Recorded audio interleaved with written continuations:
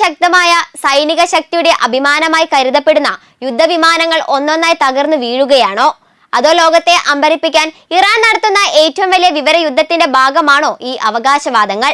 വെറും 14 ദിവസത്തിനിടെ അമേരിക്കയുടെ 11 സൈനിക വിമാനങ്ങളും നിരവധി ഡ്രോണുകളും റഡാർ സംവിധാനങ്ങളും കമാൻഡ് സെന്ററുകളും തകർത്തുവെന്നാണ് ഇസ്ലാമിക് റവല്യൂഷണറി ഗാർഡ് കോർപ്സ് പ്രഖ്യാപിച്ചിരിക്കുന്നത്.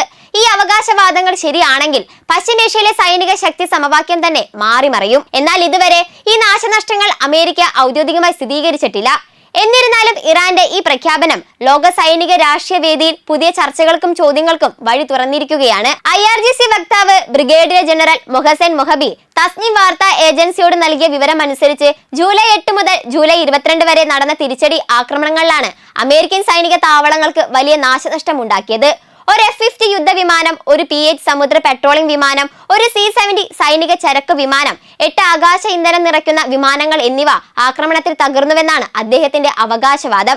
കൂടാതെ കുറഞ്ഞത് 17 രഹസ്യാന്വേഷണ യുദ്ധ ഡ്രോണുകൾ പിടിച്ചെടുത്തതായും അവയിൽ 8 എണ്ണം പുതുതായി പാക്ക് ചെയ്ത നിലയിലായിരുന്നുവെന്നും അദ്ദേഹം പറഞ്ഞു.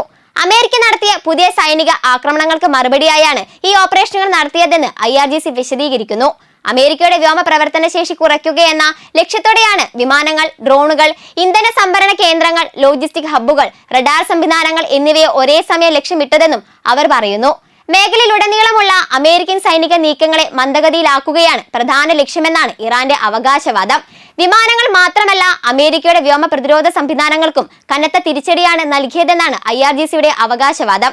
7 കമാൻഡ് ആൻഡ് കൺട്രോൾ സെന്ററുകൾ, 3 ഉപഗ്രഹ ആശയവിനിമയ സംവിധാനങ്ങൾ, 6 പാട്രിയറ്റ് വ്യോമ പ്രതിരോധ റഡാറുകൾ എന്നിവ ആക്രമണത്തിൽ ലക്ഷ്യമിട്ടതായി മൊഹേബി പറഞ്ഞു. അതോടൊപ്പം വ്യോമ നാവിക നിരീക്ഷണ റഡാറുകൾ, മുൻകൂർ മുന്നറിയിപ്പ് റഡാർ സംവിധാനങ്ങൾ, ദീർഘദൂര റഡാറുകൾ, വ്യോമ പ്രതിരോധ മിസൈൽ റഡാറുകൾ എന്നിവയും നശിപ്പിച്ചതായി അദ്ദേഹം അവകാശപ്പെട്ടു.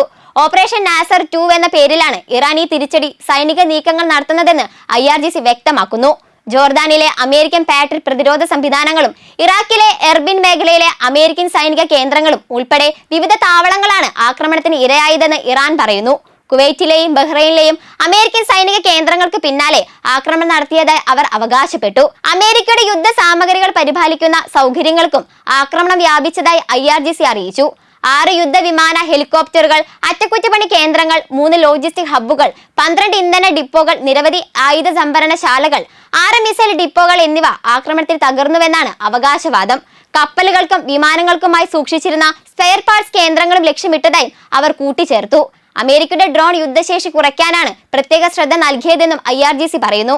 6 MQ-9 റീപ്പർ ഡ്രോൺ ഹാങ്കറുകൾ, F-50 യുദ്ധവിമാനങ്ങൾക്കുള്ള പ്രത്യേക തയ്യാറെടുപ്പ് കേന്ദ്രം, 8 പുതിയ ആളില്ലാ വിമാനങ്ങൾ സൂക്ഷിച്ചിരുന്ന ഹാങ്കർ, P-8 പെട്രോളിംഗ് വിമാനത്തിനുള്ള ഹാങ്കർ എന്നിവ ആക്രമണത്തിൽ നശിപ്പിച്ചതായും അവകാശപ്പെട്ടു. ഇതോടൊപ്പം 4 ഹൈമാർസ് മിസൈൽ പ്ലാറ്റ്ഫോമുകൾ, 6 മിസൈൽ ലോഞ്ചറുകൾ, 4 പാട്രിയറ്റ് പ്രതിരോധ സമുച്ചയങ്ങൾ, 5 യുദ്ധവിമാന ഹാങ്കറുകൾ എന്നിവയും ആക്രമിച്ചതായി IRGC പറയുന്നു.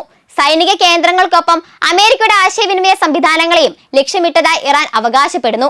2 സിഗ്നൽ കമ്മ്യൂണിക്കേഷൻ സെന്ററുകൾ, 1 ഇന്റലിജൻസ് ഡാറ്റാ സെന്റർ, റിമോട്ട് നിയന്ത്രിത കപ്പലുകളുടെ ഡീപ്പോ എന്നിവ ആക്രമണത്തിൽ തകർന്നതായി മൊഹേബി പറഞ്ഞു. എന്നാൽ ഈ അവകാശവാദങ്ങൾക്കും സ്വതന്ത്ര സ്ഥിരീകരണം ലഭ്യമായിട്ടില്ല എന്നാണ് പ്രസ് TV റിപ്പോർട്ട് ചെയ്യുന്നത്. ഹോർമുസ് കടലിടുക്കിനെ ചൊല്ലിയുള്ള സംഘർഷമാണ് പുതിയ സൈനിക ഏറ്റുമുട്ടലിന് കാരണമായതെന്ന് ഇറാൻ ആരോപിക്കുന്നു. തന്ത്രപ്രധാനമായ ജലപാതയിലൂടെ സ്വതന്ത്ര നാവിഗേഷൻ ഉറപ്പാക്കുകയെന്ന പേരിൽ അമേരിക്കൻ സൈനിക നടപടി ശക്തമാക്കിയെന്നും അതിന് മറുപടിയായാണ് മേഖലയിലുടനീളമുള്ള അമേരിക്കൻ സൈനിക കേന്ദ്രങ്ങൾക്കെതിരെ ഡ്രോണുകളും മിസൈലുകളും ഉപയോഗിച്ചുള്ള വ്യാപക ആക്രമണങ്ങൾ നടത്തിയതെന്നും IRGC പറയുന്നു. അതേസമയം അമേരിക്കൻ ആക്രമണങ്ങളിൽ സിവിലിയൻ അടിസ്ഥാന സൗകര്യങ്ങൾക്കും വലിയ നാശനഷ്ടമുണ്ടായതായി ഇറാൻ ആരോപിക്കുന്നു. ടെലികമ്മ്യൂണിക്കേഷൻ സംവിധാനങ്ങൾ, പാലങ്ങൾ, ജലശുദ്ധീകരണ പ്ലാന്റുകൾ തുടങ്ങിയവ ലക്ഷ്യമിട്ട രാത്രികാല ആക്രമണങ്ങളിൽ 55 പേർ കൊല്ലപ്പെടുകയും 645 പേർക്ക് പരിക്കേൽക്കുകയും ചെയ്തുവെന്നാണ് ഇറാൻ പറയുന്നത്. ഈ കണക്കുകളും സ്വതന്ത്രമായി സ്ഥിരീകരിക്കപ്പെട്ടിട്ടില്ല. പെന്റഗണിന്റെ കണക്കുകൾ പ്രകാരം കഴിഞ്ഞ 2 ആഴ്ചക്കിടെ ഏകദേശം 100 അമേരിക്കൻ സൈനികർക്ക് പരിക്കേറ്റിട്ടുണ്ട്.